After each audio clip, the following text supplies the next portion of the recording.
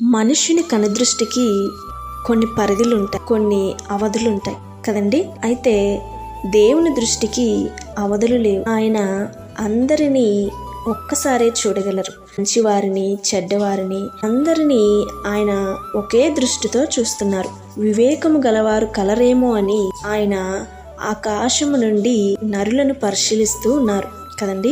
అయితే నీవు నీతిగా జీవిస్తే నీకు నీతి ఫలం ఉంటుంది, నీవు చెడుగా జీవిస్తే నీకు తీర్పు తీర్చబడుతుంది. ప్రభువు నిన్ను చూచినప్పుడు నీవు ఏ గుంపులో ఉన్నావో గమనించి పరిశీలించుకొని ప్రభు చిత్తాన్ని గమనించి వాక్యానుసారముగా నడుచుకోవాలి. అందుకే పరిశుద్ధ గ్రంథమైన బైబిల్లో సామెతలు 15వ అధ్యాయము 3వ వచనంలో ఉంటుంది కదండి, యెహోవా కన్నులు ప్రతి స్థలము మీద నుండును, అవి చెడ్డవారిని మంచివారిని అవి చూచుచుండును అని.